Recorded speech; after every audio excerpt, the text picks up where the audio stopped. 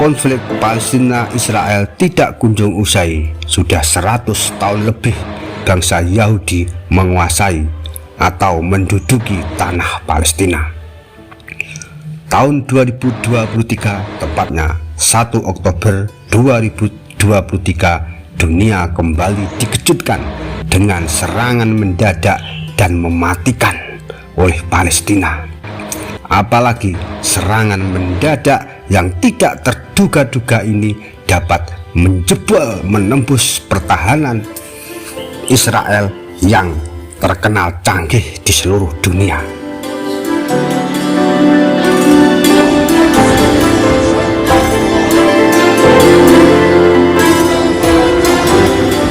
Berikut sejarah kronologi mengapa umat Yahudi bisa menduduki tanah Palestina. Diawali dengan umat Yahudi yang melarikan diri dari antisemitisme di Rusia dan Eropa Tengah mulai berimigrasi ke Palestina.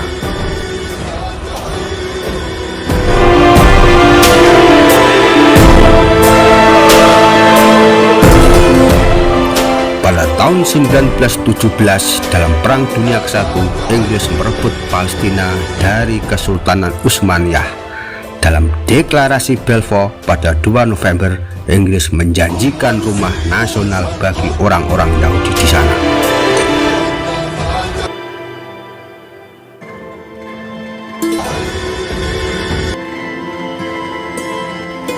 Konflik berkepanjangan antara Israel dan Palestina diawali pada sebuah kongres di Yerusalem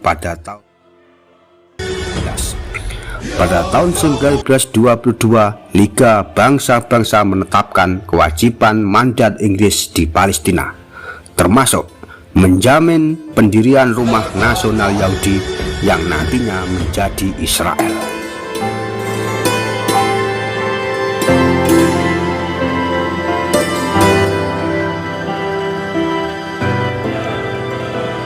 Pada tahun 1936 sampai 1939, Inggris berhasil menumpas pemberontakan Arab di Palestina.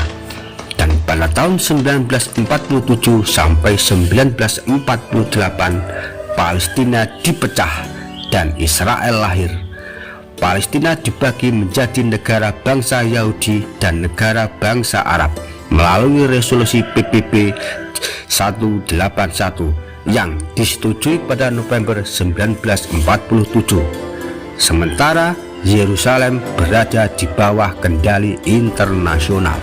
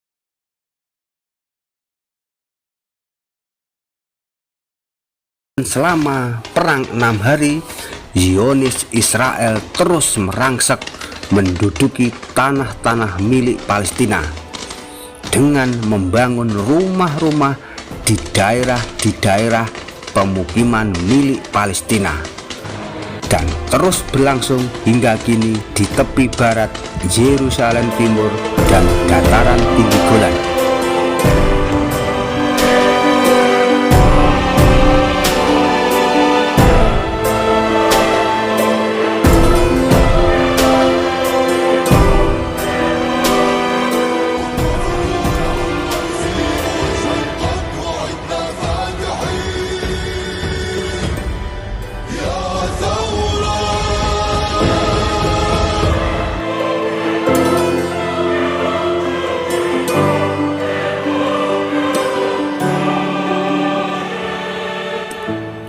Pada dekade 1967 sampai 1973 juga terjadi perang besar-besaran negara-negara Arab menyerang Israel, tepatnya pada 6 Oktober 1973 pada hari besar umat Yahudi Yom Kippur.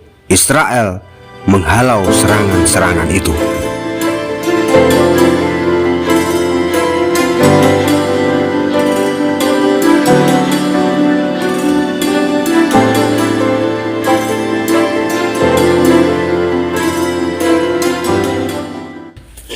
Pada tahun 1982, Israel menginvasi Lebanon yang saat itu dikoyak perang saudara pada tanggal 6 Juni 1982 dengan tujuan menyerang militer Palestina setelah awalnya mengirim pasukan pada tahun 1978. Milisi Kristen Lebanon yang didukung Israel membunuh ratusan orang Palestina di kamp-kamp pengungsi di Beirut. Pasukan Israel tetap berada di Lebanon Selatan hingga tahun 2000.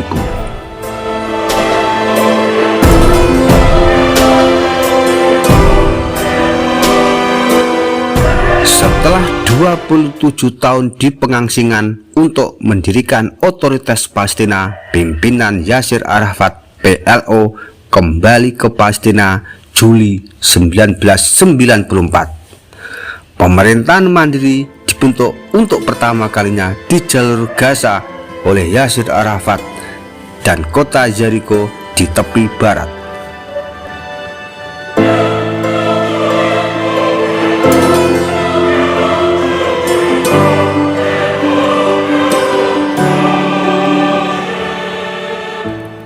Pada dekade 2002 sampai 2005, Intifada kedua lahir.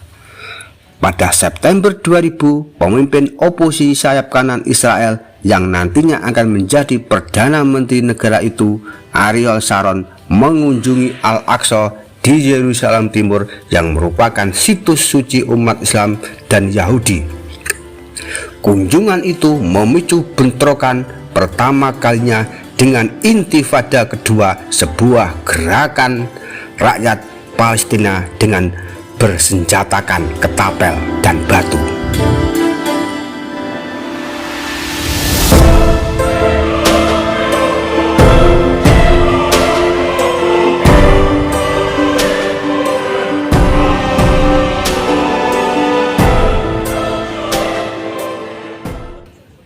Menanggapi gelombang bunuh diri besar-besaran yang dilakukan oleh rakyat Palestina terhadap Israel, pada tahun 2002 Israel menginvasi tepi barat dalam operasi terbesarnya sejak perang tahun 1967. Setelah pimpinan PLO Yasir Arafat meninggal pada Januari 2005, Mahmud Abbas, seorang moderat, mengambil alih kepemimpinan otoritas Palestina. Dan pasukan Israel terakhir meninggalkan Gaza pada September 2005 setelah menduduki wilayah itu selama 38 tahun.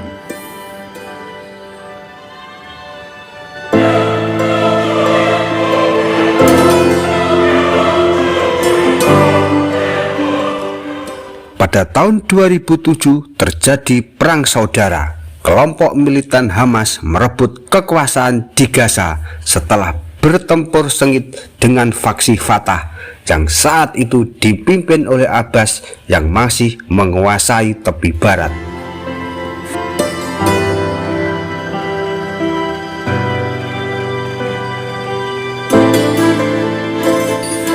Pada tahun 2017, tepatnya tanggal 6 Desember, Presiden Trump mengakui Yerusalem sebagai ibu kota Israel. Keputusan inilah sangat membuat warga Palestina marah dan memicu kritik dunia internasional.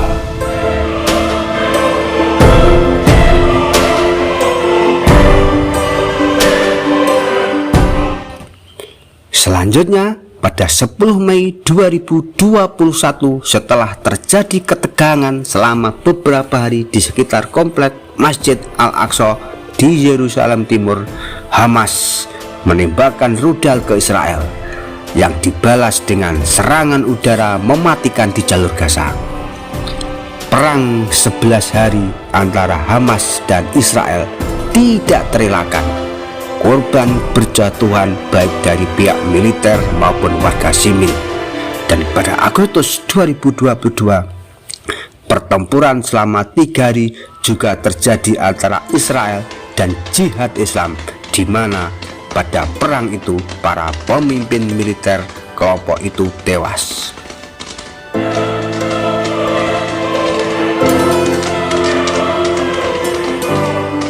Dan selanjutnya, tahun 2023, tepatnya pada tanggal 7 Oktober 2023, kembali dunia dikejutkan dengan serangan drone-drone milik Brigade Al-Qasim maupun Hamas yang mampu menerobos pertahanan udara Israel yang terkenal canggih di dunia. Dunia dibikin terkejut, dunia dibikin terperangah, apalagi Israel. 7 hari peperangan sudah terjadi. Dalam rentang hari itulah korban berjatuhan, ribuan mayat berjatuhan, ribuan infrastruktur hancur. Kembali rakyat Palestina menunjukkan kekuatannya, menunjukkan kepada dunia bahwa mereka ingin kemerdekaan. Mereka ingin hidup di rumahnya sendiri, ingin menjadi tuan rumah di rumahnya sendiri. Perjuangan mereka tidak goyah, tidak luntur selama mereka belum mendapatkan yang namanya kemerdekaan, kebebasan. Demikian informasi ini. Semoga bermanfaat.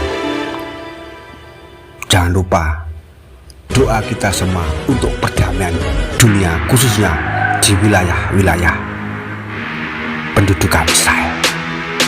Salam.